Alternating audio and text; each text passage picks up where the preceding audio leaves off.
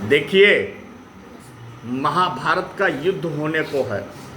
दोनों सेनाएं एक दूसरे के सामने खड़ी हो गई हैं। ठीक है, तो जो पहले अभी 10 श्लोकों का वाचन हुआ है उसमें सेना के जो लोग हैं महावीर, उनका वर्णन है।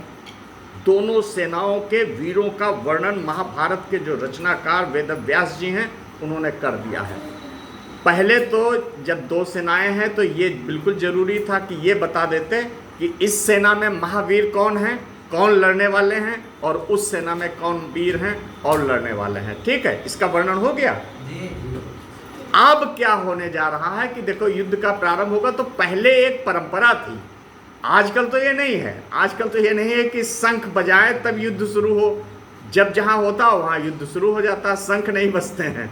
पहले ये होता था जब युद्ध के लिए दो सेनाएं खड़ी होती थी एक दूसरे तरफ, तो युद्ध प्रारंभ हो रहा तो इसका एक संकेत दिया जाता था कि देखो भाई, सब लोग तैयार हो जाओ, हैं, अलर्ट हो जाओ, जागृत हो जाओ। और शंख जो है सबको जगा देता था। शंख बजाया ना तेज, बहुत ऊंचे स्वर में, तो ये होता था कि देखो युद्ध का प्रारंभ हो गया है। अब अगर किसी के ऊपर बाण आता है, किसी के भाला लगता है, किसी के की गर्दन काटी जाती है, तो वो सब अब आप जानो। वो अब ये नहीं कि हमने सूचित नहीं किया, हमने सूचित कर दिया है। तो ये युद्ध का शंखनाद हो रहा है और वो सबसे पहले कौरव पक्ष की तरफ से हो रहा है। ठीक है, समझ में आया? पहले सेना का वर्णन, सेना के जो वीर हैं उनका वर्णन, सेनाओं के जो अन्य लोग हैं उनका वर्णन, और अब युद्ध का शंखनाद हो गया।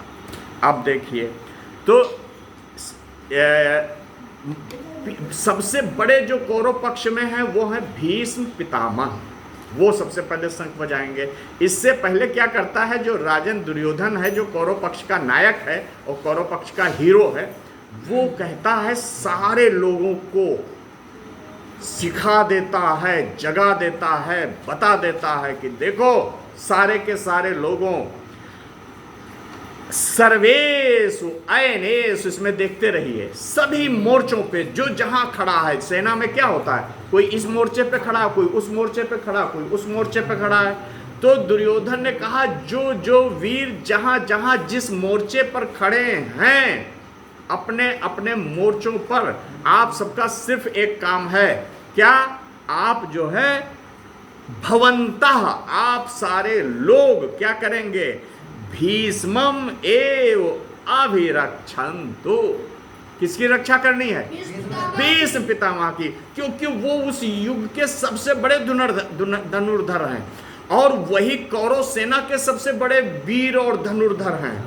उनको कोई हरा नहीं सकता। तो अगर वो जिंदा रहेंगे, वो बचे रहेंगे, तो फिर पांडवों को हम एक एक करके मार डालेंगे, उनको चुन चुन कर मार डालेंगे, क्योंकि हमारे पास तो भीष्म पितामह है ना, और वही सबको मारने के लिए काफ़ी हैं। तो दुर्योधन ने सोचा, अगर ये जीवित बचे रहें, ये युद्ध में न मारे जाएं, तो मेरी विजय सुनिश्चित है। इसलिए वो अपने कौरव सेना के सारे लोगों से कह देता है कि सब लोग सर्वेषु अयनेषु, सारे जो अपने अपने मोर्चों पे हैं और क्या हैं, यथा भागम अवस्थिता, सब लोग अपने अपने मोर्चों पर स्थित हैं ना। सबको बता दिया, तुम यहाँ खड़े हो, तुम वहाँ खड़े हो, तुम वहाँ खड़े हो, तुम चारों तरफ से भीष्म पितामह को घेरे रहो ताकि कोई उनको मार न पाए। ठीक है, ये बात समझ में आ रही कि नहीं आ रही? ठीक है, तो किसकी रक्षा करनी है? भीष्म पितामह की। अगर भीष्म पितामह की रक्षा हो जाती है तो जो कौरव सेना है और उसका जो नायक दुर्योधन है, उसकी विजय सुनिश्चित हो जाती है। तो उसने, दुर्योधन ने सबसे पहले तो यही व्यवस्था दे दी। आगे बढ़िए, अब इसमें है 12वें में। अब क्या किया कि जब दुर्योधन को थोड़ा चिंतित देखा भीष्म पितामह ने, तो उसको खुश करने के लिए, जैसे किसी को अगर कोई चिंतित हो जाए ना, तो कोई आदमी उनको खुश करता है, तो ऐसे में भीष्म पितामह ने देखा कि दुर्योधन कुछ ज़्यादा चिंतित है, तो उसको खुश करने के लिए, तो देखिए पद क्या आया, सज्जनयन हर्षम, दुर्योधन के हृदय में हर्ष उत्पन्न करने के लिए क्या किया? कुरुवृद्धा पितामह, और प्रतापवान पितामह, जो प्रतापी पितामह हैं और कौरव सेना में कुरुवंश में सबसे वृद्ध हैं इस समय, वो उन्होंने क्या किया, दुर्योधन को खुश करने के लिए, उसके हृदय में हर्ष का संचार करने के लिए, क्या ये शब्द भी हमसे सीखते रहिए, हर्ष संचार करने के लिए, हर्ष को उत्पन्न करने के लिए क्या किया उन्होंने, उच्च स्वर में क्या किया, सिंहनादम। सिंह देखा आप लोगों ने, कितने लोगों ने सिंह देखा? सिंह की दहाड़ सुनी कि नहीं सुनी? कभी देखना गूगल पे, उस पे अगर आप लोग देखते हैं मोबाइल वगैरह तो उसमें देखिए सिंह कैसे दहाड़ता। तो सिंह की तरह है, क्या किया, विनद्य गरज कर, जैसे सिंह गरजता हो ऐसे ही गरज कर, शंखम दधमौ, शंख को बजाया। ठीक है, देखिए कितना सरल भी है, कितना अच्छा भी है, कितना हम लोगों को इसमें ये अच्छा लगता है कि देखो इस तरीके से पहले चीजें हुआ करती थी, और कैसे पितामह भीष्म ने सिंह की तरह गरज कर अपने शंख को बजाया। ठीक है, समझ में आया? आगे बढ़ते हैं। जब उन्होंने शंख बजाया, किसने बजाया? भीष्म पितामह ने शंख बजाया। तो कौरव सेना के जितने भी और बाजे थे, बाजे में कौन कौन थे? तथा शंखाश्च भैर्यश्च पड़वानक गोमुखा। तो उसी को फॉलो करते हुए, उसी का अनुसरण करते हुए कौरव सेना में क्या क्या बजे? शंख, और क्या बजा? भैर्य, नगाड़े, और क्या बजा? पड़वानक गोमुखा, ढोल, मृदंग और नरसिंघे। नरसिंघे आपको पता है, नहीं पता किसी को? ऐसे सा कुछ होता है, ऐसे हैं, और यहाँ मुंह से बजाया तो नरसिंह, हाँ ये समझ गया वो ऐसे क्या होता होगा। तो नरसिंघे, ढोल और मृदंग। मृदंग देखी किसी ने? ढोल देखी, मृदंग देखी आप लोगों ने? मृदंग बहुत मुझे अच्छी लगती मृदंग। तो वो ये सब जैसे भीष्म पितामह ने शंख बजाया, तथा उसके पश्चात क्या बजे? शंख बजे, भेर, नगाड़े बजे, और नरसिंघे, ढोल, मृदंग सब बजने लगे। कि उन्होंने कहा देखिए हम आपके साथ हैं, चिंता मत करिए।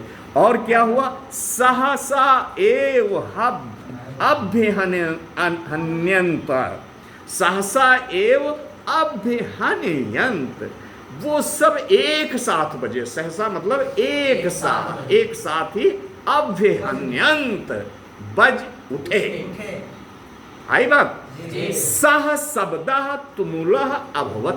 फिर जब इतने बज जाएंगे एक साथ, पहले तो उनका शंख बजा, फिर उनका गर्जन हुआ, उसके बाद कौरव सेना के सारे शंख, सारे नगाड़े, सारी ढोलें, सारे मृदंग सब एक साथ बजे। तो तुमुलः का मतलब होता है भयंकर, बड़ा भीषण, डराने वाला।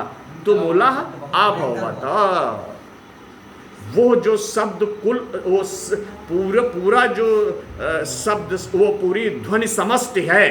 समष्टि का क्या मतलब होता है? सारा। ध्वनि समष्टि अगर मैं कह दूं तो मतलब सारी ध्वनि एक साथ मिल गई। तो सारी जो ध्वनि समष्टि है उससे वो बड़ी भयंकर होगी कि नहीं होगी? जब लाखों की संख्या में सेनाएं खड़ी हैं और बजे हैं बाजे और शंख और नगाड़े, तो वो शब्द बहुत भयंकर। तुमुलः, सह शब्दः तुमुलः अभवत, भयंकर हुआ। आगे बढ़ते हैं। अब तथा, उसके पश्चात। तथा का क्या मतलब होता है? उसके पश्चात। ये हो गया ना, देखो शंख बजे, किस तरफ से बजे? कौरव की तरफ से बजे। सबसे पहले किसने बजाया? कौरव ने, भीष्म पितामह ने बजाया। सबसे पहले भीष्म पितामह ने बजाया, और फिर बड़ा भयंकर शब्द वहां गुंजरित हुआ उस वातावरण में। कहाँ गुंजरित हुआ? कुरुक्षेत्र में, रण क्षेत्र में, जहां युद्ध होने जा रहा था, वहां बहुत भयंकर शब्द गुंजरित हुआ। आगे बढ़ते हैं। तथा, उसके बाद। ये सब दृश्य आप लोग मन में भी सोचते रहिए कि ऐसा हुआ होगा, ऐसा हुआ होगा, तब आपको अच्छा लगेगा। नहीं तो सोचोगे आचार्य जी खाली हमको पढ़ा रहे हैं, इससे क्या मतलब है? नहीं, वहाँ बिल्कुल सोचिए, मैं देखता हूँ ना कि वहाँ क्या हो रहा है, ये कैसे होने जा रहा है, तो मैं उसका आनंद पा जाता हूँ। तुम लोग अभी उसको कल्पना में नहीं ले पा रहे होगे, तो इसीलिए तुमको दिक्कत होती है। ठीक है, ये बात समझ में आई? ततः, ततः क्या हुआ मतलब ततः का? इस पद का मतलब हुआ उसके पश्चात। इतना सारा हो गया ना, उसके पश्चात क्या हुआ? श्वेतई हाय युक्ते, श्वेत घोड़ों से युक्त। क्या हुआ? हाय, जानते होंगे घोड़ा होता है, उसका अर्थ हाय, उससे बहुवचन हाय, श्वेत घोड़ों से युक्त। और क्या है? महत स्यंदने स्थितो, महत माने महान, महत माने महान, उत्तम, श्रेष्ठ। स्यंदने का मतलब है रथ में। देखो स्यंदने है ने, इसलिए रथ में चला हो गया। रथ में स्थितो बैठे हुए। कौन बैठे हुए? माधव। माधव माने भगवान श्री कृष्ण, वासुदेव श्री कृष्ण। उस उत्तम, श्रेष्ठ और महान रथ जिसमें श्वेत रंग के घोड़े उसको ले जा रहे थे, उसको चला रहे थे। और उसमें जो बैठे हुए हैं, कौन बैठे हुए हैं? वासुदेव श्री कृष्ण। और कौन बैठा हुआ? च पांडव, अर्जुन। उस घोड़े में कौन कौन बैठ, उस रथ में कौन कौन बैठे हुए हैं? श्री कृष्ण और अर्जुन। एव दिव्यो शंखो प्रदध्मतुः, इन दोनों ने भी अपने दिव्य शंख, अलौकिक शंख प्रदध्मतुः क्या किया? बजा दिया। जब कौरव के लोगों ने बजाया, भीष्म पितामह ने बजाया, तो पांडवों की सेना में तो बजना ही चाहिए ना। तो यहां से सबसे पहले किसने बजाया? दो लोगों ने, वासुदेव श्री कृष्ण ने और पांडव अर्जुन ने। आगे बढ़िए। अब लेकिन देखो, अगर मैं पूछूं भीष्म पितामह ने कौन शंख बजाया, तो बता पाएगा कोई? कोई नहीं बता पाएगा, उसका नाम नहीं लिखा गया। लेकिन जब वासुदेव श्री कृष्ण का शंख बजेगा, अर्जुन का बजेगा, पांचों पांडवों के बजेगा, तो सबके नाम भी दे दिए गए हैं। सब लोग याद कर लीजिए। क्या है? पांचजन्यम हृषिकेशो। जो वासुदेव श्री कृष्ण है, उनके शंख का क्या नाम है? पांचजन्य। याद कर लेना। कोई पूछे कि वासुदेव श्री कृष्ण के शंख का क्या नाम है, तो तुरंत बोलो पांचजन्य। और धनंजय देवदत्तम, धनंजय का जो था शंख, उसका क्या नाम था? देवदत्त। देखो नाम भी बहुत सुंदर है, याद कर लो, देवदत्तम। अच्छा, देवदत्तम। तो देवदत्त नाम का धनंजय अर्थात पांडव अर्जुन का शंख था। तो इन्होंने क्या बजाया? ऋषिकेश ने। ऋषिकेश माने वासुदेव श्री कृष्ण, अंतर्यामी भगवान ने। तो उन्होंने पांचजन्य शंख बजा दिया और इन्होंने देवदत्त नाम का शंख बजा दिया। और क्या क्या? पौंड्रम दधमो महाशंखम भीम कर्मा ब्रकोदरा। और जो भीम कर्मा है, बहुत विकराल कर्म करने वाले हैं और बड़े पेट वाले भी हैं, ब्रकोदरा। भीमसेन ने, उसमें क्या लिखा है? ब्रकोदर में क्या नाम उसका अर्थ है? देखो आप लोग अपने में देखो जरा, ब्रकोदर नहीं, पेट क्या है? ब्रकोदर माने बड़ा पेट नहीं, ब्रकोदरा का अर्थ देखो ना। हाँ, बड़ा पेट वाले, बहुत बहुत बहुत अधिक खाने वाले। जब उनका बहुत बड़ा शरीर है और भीम कर्मा भी है, तो खाने का भी तो उनका ब्रकोदर है, पेट भी उनका बहुत बड़ा। तो उनके ये विशेषण है। क्या है विशेषण? क्या क्या है? भीम कर्मा है वो, और ब्रकोदरा है, बड़ा पेट भी है और भयावह कर्म भी करते हैं। जो कोई न कर पाए, जो कोई काम न कर पाए, उसको भीम कर डालेंगे, भीम कर्मा। ठीक, जो भीम कर्मा का मतलब जो सब काम कर ले वो थोड़े भीम, जो कोई न कर पाए, बड़ा कठिन काम हो, उसको वो कर डालेंगे। तो इसलिए उनका नाम पड़ गया भीम कर्मा। और ब्रकोदरा, और उनका पेट भी बहुत विशाल है, खाते भी बहुत ज्यादा हैं। तो उन्होंने कौन सा शंख बजाया? पौंड्रम महाशंखम दधमौ। भीम ने कौन शंख बजाया? पौंड्रम महाशंखम दधमौ। उन्होंने पौंड नामक, जैसे उनका नाम भीम है, जैसे उनके कर्म भीम है, भीम कर्मा है, जैसे उनका पेट भी बहुत बड़ा है, इसलिए उनके शंख का भी नाम है पौंड्रम, पौंड। देखो, और एक का नाम पांजन्य है, कितना वैसा लग रहा है, और एक का नाम देवदत्त है, वो भी कितना अच्छा लग रहा है। यहाँ क्या है? पांड। नाम से ही डर जाए कोई, कहें मेरे पास तो पांड नाम, अरे डर गया आदमी। तो उनका जो भीम के जो संघ का नाम है वो भी बहुत डरावना है, पाउंड। पाउंड, ठीक है, थोड़ा सा और ध्यान से सुनिए। अच्छा, अनंत विजयम राजा कुंती पुत्रो युधिष्ठिर, और कुंती नंदन जो युधिष्ठिर है उन्होंने कौन शंख बजाया? अनंत विजयम। याद कर लेना कि युधिष्ठिर का के शंख का क्या नाम था? कोई अनंत विजयम। भगवान श्री कृष्ण के शंख का क्या नाम है? पांचजन्य। अर्जुन के शंख का क्या नाम है? देवदत्त। और भीम के शंख का क्या नाम है? और राजा युधिष्ठिर के शंख का क्या नाम है? अनंत विजय। और नकुल सहदेवस्य सुघोष मणि पुष्पको, और नकुल सहदेव के जो शंख का नाम है, एक का नाम है सुघोष और दूसरे का नाम है मणिपुष्पक। नकुल के शंख का नाम है सुघोष और सहदेव के शंख का नाम है मणिपुष्पक। आ गई बात? कितने शंख आपने जान लिए? पांडवों के 5, एक भगवान श्री कृष्ण का। कितने सीखे? 6 जान लिए हमने शंखों के नाम। देखो, आज तक आपने व्यक्तियों के नाम सुने होंगे, शंखों के नाम नहीं सुने होंगे।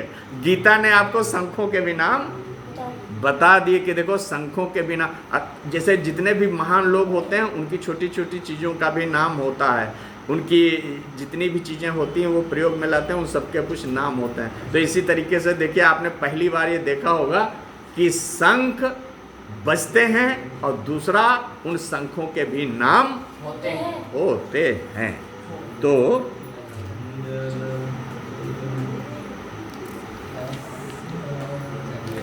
अच्छा, अब देखो आगे की भी लाइनें सुन लो। कास्यश्च परमेशवासः शिखंडी च महारथा धृष्टद्युम्नो विराटश्च सात्यकिश्च पराजितः द्रुपदो द्रौपदेयाश्च सर्वसा पृथ्वीपते सौभद्रश्च महाबाहु शंखान ददमु पृथक पृथक। तो ये सब जो हैं ये पांडव सेना के लोग हैं। देखो, कौरव सेना के लोगों की उतनी बात नहीं की गई, वहां सब बच गए, एक साथ तो बच गए, लेकिन पांडव सेना की बात यह है कि इसमें जो काशीराज हैं बहुत धनुर्धर। सुन लो, थोड़ा सा सुन लो, और सब लोग थोड़ा सा सुन लो, थोड़ा सा सुन लो, उसके बाद खत्म कर देंगे। काश्यश्च परमेशवासा, जो काशीराज हैं ये श्रेष्ठ धनुर्धर हैं, और साथ में शिखंडी च महारथा, एक शिखंडी महारथी है, वो भी महारथी शिखंडी है। धृष्टद्युम्न है और विराट हैं, राजा विराट हैं, और इसमें जो अभिमन्यु है वो है द्रुपदा द्रौपदी, और सारे द्रौपदी के 5 पुत्र हैं। अभिमन्यु है, द्रौपदी के 5 पुत्र हैं। ये महाबाहु हैं सौभद्रा, ये बड़ी बाहु के व्यक्ति थे। सात्विकी है। तो ये सारे लोग जो हैं, सात्विकी को अजय माना जाता है। तो ये सारे जो राजा हैं और ये सारे जो महारथी हैं पांडव सेना के, कौन कौन? काशीराज, शिखंडी, धृष्टद्युम्न, राजा विराट, सात्विकी, राजा द्रुपद, द्रौपदी के 5 पुत्र और अभिमन्यु। अभिमन्यु का नाम सुना है? तो हे धृतराष्ट्र, हे राजन धृतराष्ट्र को कह रहा संजय। कौन कह रहा है? संजय, मंत्री उनका कह रहा। उन्हीं के दरबार में सारा रण क्षेत्र का वो दृश्य देख रहा है, और उसने महाराज धृतराष्ट्र को कहा, पृथ्वी पते, हे राजन, हे पृथ्वी के राजा, ये सारे पांडवों के जो वीर हैं अजय, इन सबने भी अलग अलग, पृथक पृथक पृथक पृथक, अलग अलग, ये नहीं सबका संख्या एक नहीं है, सबके अलग अलग है, पृथक पृथक जो है, इन सबने क्या किया है? शंखान दद्मो, अपने अपने शंख बजा दिए। जैसे 5 पांडवों के बजे, एक वासुदेव श्री कृष्ण का बजा, वैसे ही जितनी पांडव सेना के वीर महावीर राजा लोग थे, हे राजन, संजय ने धृतराष्ट्र से कहा, हे राजन, सारे वीरों ने अलग अलग अपने अपने शंख बजा दिए। और वो क्या हुआ, यहीं तक रखेंगे। सघोषो धात राष्ट्राणाम हृदयानि व्यदारयत, और जो ये घोष हुआ, ये जो ध्वनि उठी, ये जो भयंकर ध्वनि उठी, उसने क्या किया, आपके पुत्रों को के हृदयों को विदीर्ण कर दिया, फाड़ दिया। ये जो भयंकर ध्वनि हुई, शंखों की जो भयंकर ध्वनि हुई, उसने, हे राजन, आपके पुत्रों के हृदय फाड़ दिए। ठीक है। और इससे क्या हुआ, इसने ये जो स्वर हुआ, इससे आकाश और पृथ्वी में ये भयंकर ध्वनि जो है गुंजायमान हो उठी। ये जो शंख ध्वनि ये थी, और ये जो स्वर ये जो ध्वनि समस्त उठी, इसने नभ से आकाश, पृथ्वी से आकाश तक सबको जो है गुंजायमान कर दिया। और उसने क्या किया है, आपके पुत्रों के हृदय फाड़ दिए। ठीक है। तो इस तरीके से हम 19 तक इसमें कहेंगे, आगे फिर कहेंगे। धन्यवाद भैया।